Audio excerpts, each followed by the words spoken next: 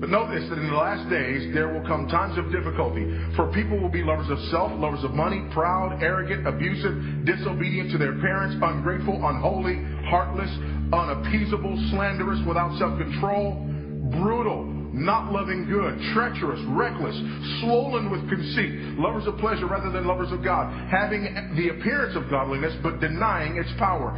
Avoid such people. Stay away from such people. So, welcome to the world of Iglesia ni Cristo. Shall we find another place to do this? I guess so. Finally, we find a spot to speak to Liz De Ocampo about the recurring complaints against church leadership, allegations they're enriching themselves with their members' money. They have luxurious cars, they have bigger houses, lavish lifestyles, they're able to travel. Reportedly, part of that travel is in the comfort of an Airbus A330 jet, valued at over $200 million. And Eduardo Manalo is always surrounded by security. In 2016, in California, protesters were met with violence.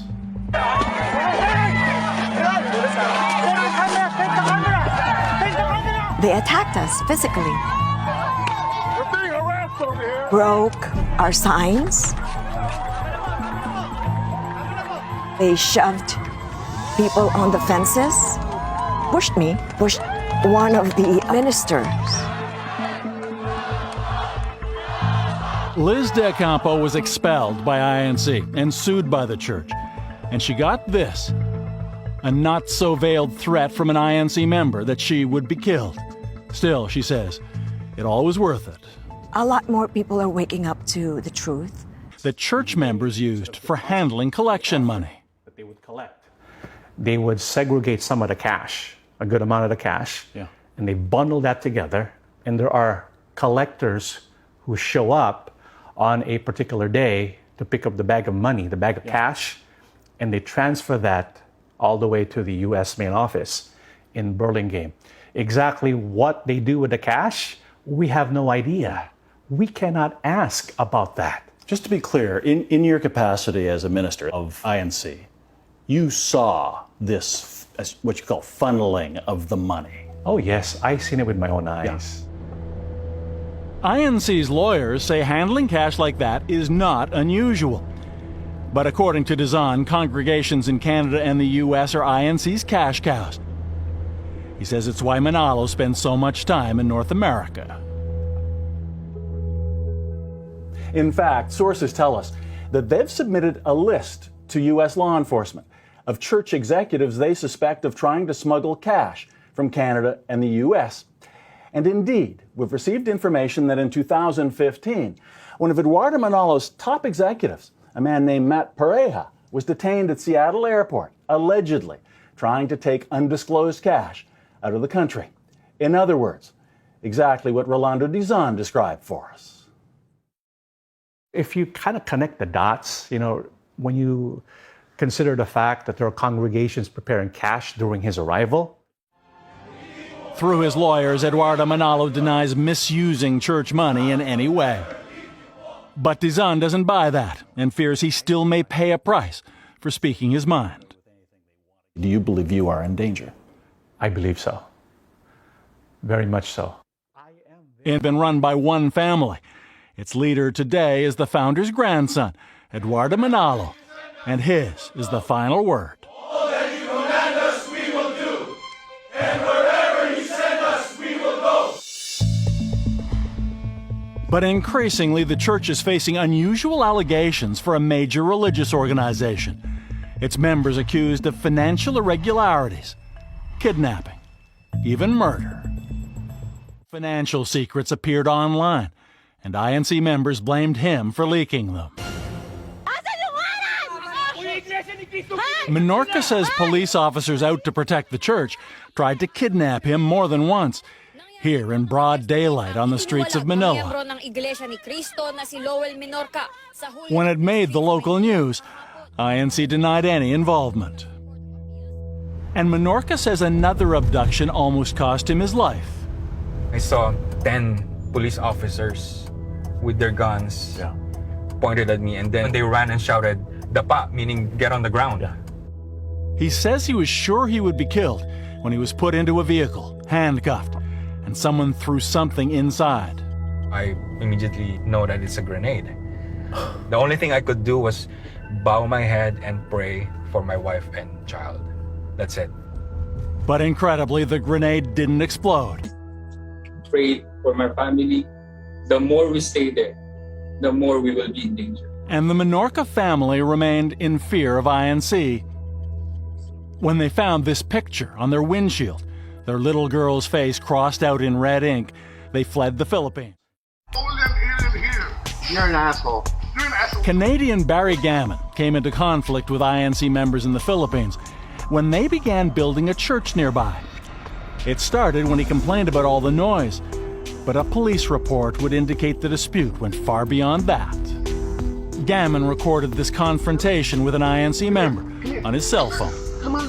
Where will I go? Where will I go? Originally from Montreal, after Barry Gammon met his wife Lucy, they had a son and built their dream home in the Philippine countryside.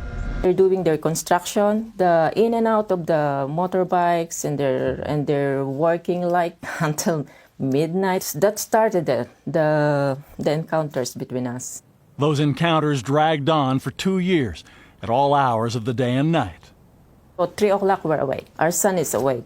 How are you gonna have peace in that? You're on my fucking property.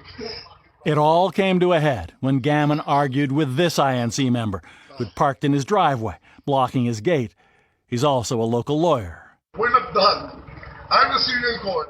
But there would be one final encounter with other INC members. They were really, really mad that time and said, we're not done. Did it ever cross your mind that this would turn to violence? Nothing, never. One evening this past June, Barry and his 7-year-old son JJ were on their front porch when suddenly there was a stranger with a gun. This guy came in and just shoot him, just keep on shooting and shooting. And then my husband dropped. I saw him bleeding. When he dropped on the floor bleeding, it's just really heartbreaking. Like, he told me, we need to help Daddy. So just stay here first. And no, Mommy, I'm gonna come with you. We die all together. His family survived, but Barry Gammon would die from his gunshot wounds that night. A believer can have his or her life turned upside down by a false prophet. A believer who knows God, loves God, and is following God can have his or her life turned upside down by a slick-talking false prophet. Sometimes for years, a false prophet can have a true follower of Christ twisted and tied all up in knots until they are ultimately delivered from the falsehood.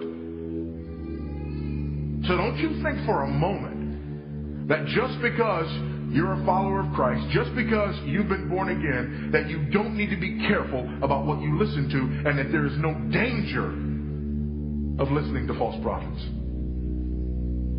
There is a danger. And they can do you and your family much, much harm. That's one of the reasons that God has given elders to the church, to protect the doctrine of the church, to protect the teaching of the church, to refute false teaching that would come in and impose itself on the church. That's one of the reasons that God gave the office of elder, to protect the body, especially in those circumstances.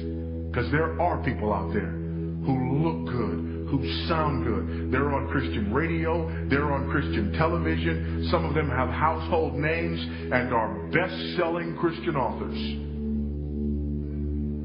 And they're ravenous wolves.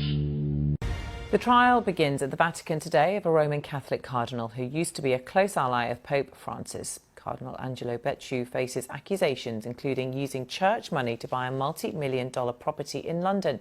He denies any wrongdoing. Let's take you to Rome and speak to the BBC's Mark Lowen. Mark, welcome to you. So tell us more about this trial.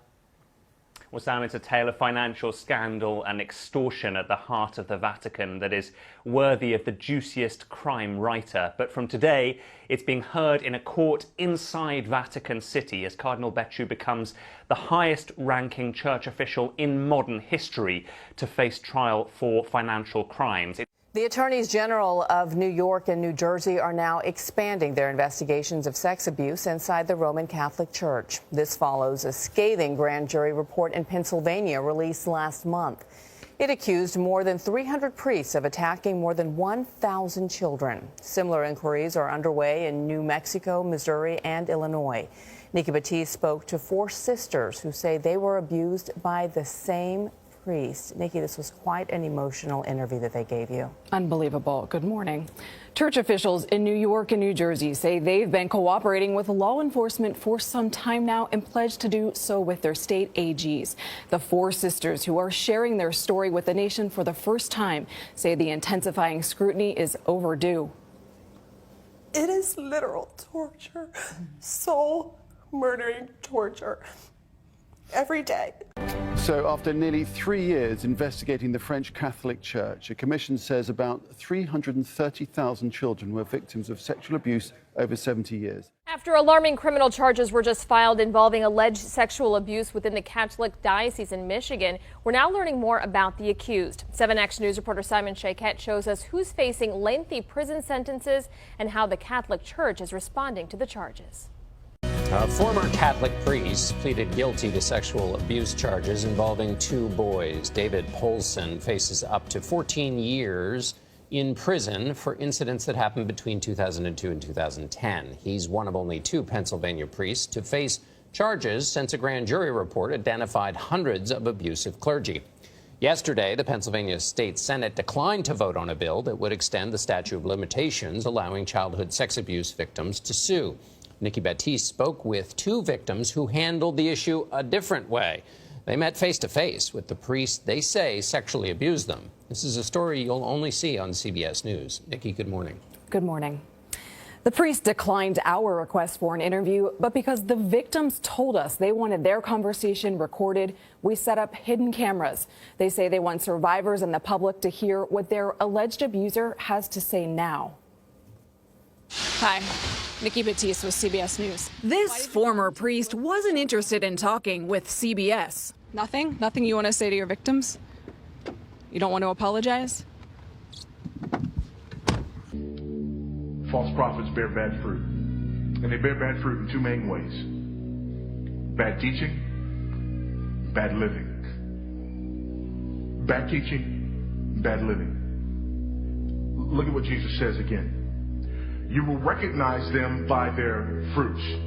Outwardly, they may look really good, but you need to become a pretty good fruit inspector. You will know them by their fruit.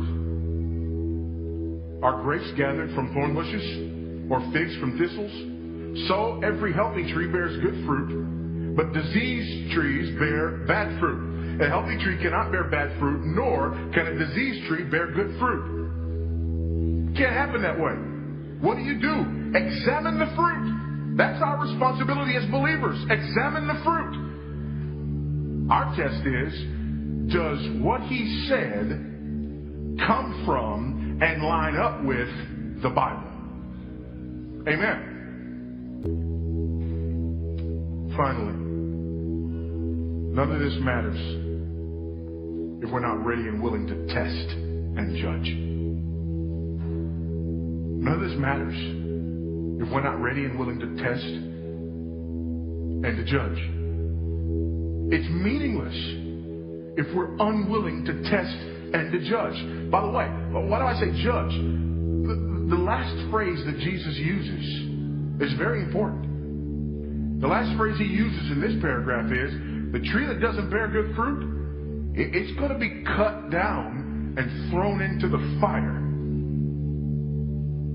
That's what you call judgment. See, and none of this matters if basically we don't believe that we're supposed to test. We don't believe that we're supposed to make judgments. Again, I'm not talking about being judgmental. Go back to the messages on the early part of chapter 7, all right? We're not talking about turning your nose up at individuals who don't like the things that you like, who don't agree with you on non-essentials. That's not what we're talking about here. We're talking about false prophets and identifying false prophets who are destructive in the life of the church. And if all we believe that we're supposed to do is read this for reading's sake and not apply it and not exercise sound judgment and not distance ourselves from false teaching and not expose false teaching whenever we find it, then we'll have a problem. Listen to this, if you will. 1 John chapter 4, verses 1 through 3. Beloved, do not believe every spirit, but test the spirits to see whether they are from God. For many false prophets have gone out into the world. By this you will know the Spirit of God. Every spirit that confesses that Jesus Christ has come in the flesh is from God. And every spirit that does not confess Jesus is not from God. This is the spirit of the Antichrist, which you heard was coming and is now in the world already. Expose them. For it is shameful even to speak of the things that they do in secret. But when anything is exposed by the light, it becomes visible. For anything that becomes visible is light. Therefore it says, awake, O sleeper, and arise from the dead, and Christ will shine on you.